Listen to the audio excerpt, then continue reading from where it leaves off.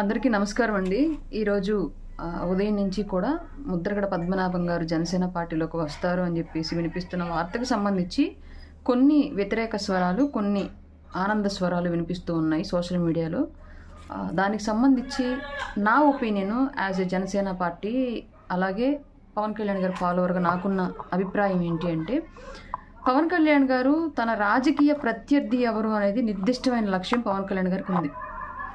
రాజకీయ ప్రత్యర్థిని బలహీనపరిచే క్రమంలో తను ఎలాగ బలపడాలి, తనకు ఎదురయ్యే ధిక్కార స్వరాలు ఏవైతే ఉంటాయో, ప్రత్యర్థికి అనుకూలంగా మారే స్వరాలు ఏవైతే ఉంటాయో వాటన్నింటినీ కూడా పవన్ కళ్యాణ్ గారి వైపుకి తిప్పుకొని ప్రత్యర్థిని వీక్ చేసి తను అనుకున్న లక్ష్యాన్ని సాధించడం వైపు ముందుకు వెళుతున్నారు పవన్ కళ్యాణ్ గారు. ఇందులో ఎలాంటి సందేహం లేదు. ఆయన క్లియర్ కట్గా పాలిటిక్స్ చేస్తున్నారు.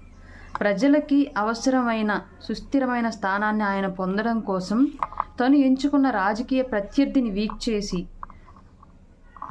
ప్రజల్ని పాలించే అవకాశం ఏ విధంగా పొందాలి, అలాగే కార్యకర్తల్ని ఎలా కాపాడుకోవాలి అనే ఇలాంటి అన్ని విషయాలను పవన్ కళ్యాణ్ గారు ఒక నిర్దిష్టమైన లక్ష్యం ఉంది, ఒక దారి ఉంది, ఒక ఆలోచన ఉంది. దాని ప్రకారం ఆయన కార్యకర్తలను కాపాడుకోవడం కోసం అప్పట్లో బీజేపీలోకి పొత్తులోకి వెళ్ళిన తర్వాత కార్యకర్తల్ని ఫైనాన్షియల్గా బలపరచడానికి కానివ్వండి, పొలిటికల్గా సస్టైనబిలిటీ తీసుకురావడానికి కానివ్వండి, అలాగే రాష్ట్రం కోసం ఒంటరిగా వెళితే మళ్ళీ ఓటమి ఎదురవుతుందేమో, రాష్ట్రం ఇంకా దారుణమైన పరిస్థితుల్లోకి దిగజారిపోతుంది కాబట్టి ప్రత్యర్థి ఎవరైతే ప్రజా కంటకుడుగా ఉన్నాడో ఆ ప్రత్యర్థిని దించి ప్రజాప్రభుత్వాన్ని స్థాపించడం కోసం ఎలాంటి ప్రణాళికలు అవసరమో దాన్ని దృష్టిలో పెట్టుకొని టీడీపీతో పొత్తులోకి వెళ్ళడంలో కానివ్వండి, బలమైన అభ్యర్థుల వేటలో నిర్మోహమాటంగా వ్యవహరిస్తూ ఎవరైతే డి అంటే డి అన్నట్లుగా ఢీకొని ఆపోనెంట్ని ఓడించి అధికారం తీసుకొచ్చి చేతిలో పెట్టగలరు అలాంటి వ్యక్తుల్ని ఎన్నుకోవటంలో కానివ్వండి, ఇలా ప్రతి విషయంలో కూడా ఆయన చాలా క్లియర్గా వెళుతున్నారు.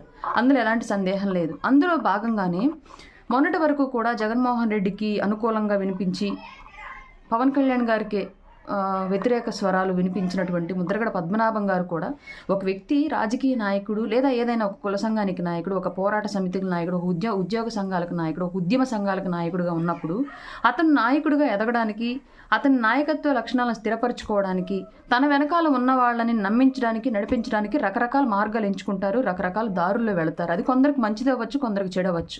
అందులో భాగంగానే ముద్రగడ పద్మనాభం గారు కూడా కాపు సంఘ నాయకుడిగా తను ఎంచుకున్న మార్గంలో తన రాజకీయ నాయకత్వ సుస్థిరతని, తన కాపు సంఘ నాయకత్వ సుస్థిరతని ఏర్పాటు చేసుకోవడంలో కొన్ని దారుల్లో ఆయన వెళ్ళడం, అది కొన్ని సక్సెస్ అవ్వడం, కొన్ని వికటించడం అనేది జరిగిన విషయం. అది కూడా రీసెంట్గా ఆయనంతటా ఆయన బయటపడేంత వరకు కూడా కొన్ని విషయాలు మనకి ఎవరికి తెలియదు. ఆయనంతటా ఆయన బయటపడ్డాడు.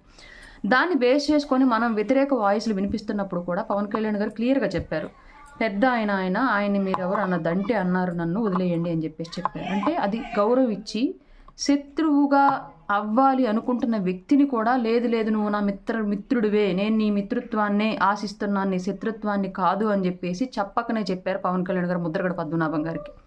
అది అర్థం చేసుకున్న పెద్ద ఆయన, అలాగే కాపులకు జరుగుతున్న అన్యాయాన్ని గ్రహించి కానివ్వండి, లేదంటే రాష్ట్రంలో ఇప్పుడున్న ప్రభుత్వం మీద పెరుగుతున్న వ్యతిరేకతను గ్రహించి కానివ్వండి, మనకి అనుకూలంగా ఆయన రావాలి అనుకున్నప్పుడు ముమ్మాటికి స్వాగతించాల్సిన విషయం ఇది. దీని పట్ల నేనైతే చాలా హర్షం వ్యక్తం చేస్తున్నాను. ముద్రగడ పద్మనాభం గారు జనసేనలోకి రావాలి అని నేను కోరుకుంటున్నాను. దానికి కారణం ప్రత్యేకించి ఏంటి అంటే, వైసీపీ పార్టీ నేడు ప్రత్యేకించి కాపుల్ని టార్గెట్ చేసి కాపుల్లోనే నాయకుల్ని విడగొట్టి కాపుల్లోనే కొత్త పార్టీలు పెట్టించి కాపుల్ని చీలగొట్టి అందుద్వారా లబ్ధి పొంది, అంటే ప్రజా మన్నలను పొంది గెలవడం కన్నా కూడా వర్గాలుగా విభజించి రాజకీయం చేసి గెలవాలనుకుంటుంది వైఎస్ఆర్సీపీ. అందులో భాగంగానే జేడీ లక్ష్మీనారాయణ గారి పార్టీ వచ్చినా కానివ్వండి, జాతీయ జనసేన పార్టీ వచ్చినా కానివ్వండి, తోట చంద్రశేఖర్ గారు బీఆర్ఎస్ పేరుతో రాష్ట్రంలో బాధ్యతలు తీసుకోవడం కానివ్వండి, ఇలా రకరకాలుగా కారణాలు క్లియర్గా అన్ని దారులు ఎటువైపు చూపిస్తున్నాయి అంటే కాపులను విడదీసి జనసేనకు నష్టం చేకూరేలాగా చేయాలనే ఉద్దేశంతోనే చేస్తున్నట్లుగా నాకు అనిపించింది. పవన్ కళ్యాణ్ గారిని అందరమే ఆయన క్యాన్వాయిని ఫాలో అవుతాం, ఆయన డైలాగులు ఫాలో అవుతాం, ఆయన డ్రెస్ సెన్స్ ఫాలో అవుతాం, బట్ ఆయన ఐడియాలజీ ఫాలో అవడంలో చాలామంది వెనకడుగు వేస్తున్నాం. అందులో భాగంగానే కొంతమంది లీడర్లుగా ఎదగాలి అనుకుంటున్న వాళ్ళు ఎప్పటి నుంచో పవన్ కళ్యాణ్ గారి మీద డిపెండ్ అయ్యి రాజకీయ పార్టీ జనసేన జెండా పట్టుకుని ఉన్న చాలామంది నాయకులు ఇప్పటికి కూడా ఆయన ఐడియాలజీని, ఆయన విధానాలని ఫాలో అవ్వలేకపోతున్నారు. కాబట్టి ఇవాళ పవన్ కళ్యాణ్ గారు ముద్రగడ గారి విషయంలో తీసుకున్న ఒక నాయకత్వం, నేను అంబటి రాయుడు గారికి ఆహ్వానం పలికిన విషయంలో కానివ్వండి, గతంలో వైసీపీ నుంచి జనసేనకి వద్దాం అనుకున్న వాళ్ళకి, అలాగే ఇప్పటికి కూడా ప్రయత్నిస్తున్న వాళ్ళతో స్నేహాస్తం అందివ్వడానికి సిద్ధంగా ఉండడంలో కానివ్వండి, ఇవన్నీ కూడా ఒక రాజకీయ నాయకుడిగా ఎదగాలి, తన నాయకత్వాన్ని బలపరుచుకోవాలి, తన క్యాడర్ని బలపరుచుకోవాలనుకునే నాయకుడికి ఉండాల్సిన లక్షణాలు. అది చేతగాక చాలామంది మన పార్టీలోనే, మిగతా పార్టీల విషయం నాకు తెలియదు, వాళ్ళ అంతర్గత విషయాలు మనకు అంత క్లియర్గా లేదు కాబట్టి, బట్ మన పార్టీలో నేను ప్రాక్టికల్గా ఎక్స్పీరియన్స్ చేస్తున్నాను కాబట్టి మాత్రమే చెప్పగలుగుతున్నాను. ఇది అందరినీ కూడా అనట్లేదు, కొందరు మాత్రమే. ఒక వ్యక్తి పడట్లేదు మనకి డిఫరెన్సెస్ ఉన్నాయి అనుకున్నప్పుడు క్లియర్గా ఆ వ్యక్తికి సంబంధించి ఎలా కూర్చోబెట్టి సెట్ చేసుకోవాలో, ఆ వ్యతిరేకతని ఎలా మనకి అనుకూలంగా మార్చుకొని మనం పాజిటివ్గా తీసుకొచ్చుకోవాలి, వాళ్ళతో ఎలా సఖ్యత పెంచుకోవాలని ఆలోచించడం మానేసి ఒక వ్యక్తితో విభేదాలు వస్తున్నప్పుడు ఆటోమేటిక్గా ఆ వ్యక్తికి వ్యతిరేకంగా అక్కడ ఇంకొక వర్గాన్ని తయారు చేసి మీరు కొట్టుకోండి అని చెప్పేసి అలా వీళ్ళు నాయకులకు వెలుగొందాలని చాలామంది ప్రయత్నిస్తూ ఉన్నారు. అది తప్పు. ఎందుకంటే ఎవరైతే మన రాజకీయ ప్రత్యర్థిగా ఉన్నారో అతన్ని ఎదుర్కోవాలి అంటే మనం బలవంతులుగా ఉండాలి, కానీ మనలో మనం ఏర్పరచుకున్న వ్యతిరేకతని ఢీకొనడంతోనే మన బలాన్నంతా ఇక్కడే పోగొట్టుకుని రాజకీయ ప్రత్యర్థి ముందు వీక్గా కనిపించకూడదు. క్లియర్గా ఇది ఏ నాయకుడికైనా రాజకీయంగా ఎదగాలనుకున్నప్పుడు ఉండవలసిన రాజకీయ లక్షణం. అది చేతకాక చాలామంది ఇన్ఛార్జీల స్థాయిలో ఉన్నవాళ్ళు, అధ్యక్షుల స్థాయిలో, మండల అధ్యక్షుల స్థాయిలో ఉన్నవాళ్ళు, ఇలా రకరకాల పొజిషన్స్లో ఉన్నవాళ్ళు చాలామంది కూడా ఒక వ్యక్తి ఒక చోట కొంచెం హైప్ అవుతున్నాడు, లేదా ఒక వ్యక్తి కొంచెం మనలో కొన్ని లక్షణాలు నచ్చక వ్యతిరేకిస్తున్నాడు అని చెప్పేసి అనుకున్నప్పుడు ఆటోమేటిక్గా అక్కడ ఉన్న ఇంకొందరిని గ్యాదర్ చేసి అతనికి వ్యతిరేకంగా ఇంకొక వర్గాన్ని తయారు చేసి పార్టీని బలహీనపరచడానికి మనమే కారకులం అవుతున్నాం.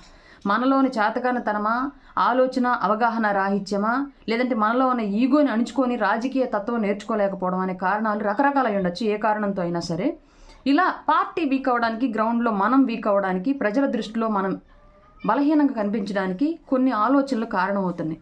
కానీ పవన్ కళ్యాణ్ గారు అలా చేయట్లా.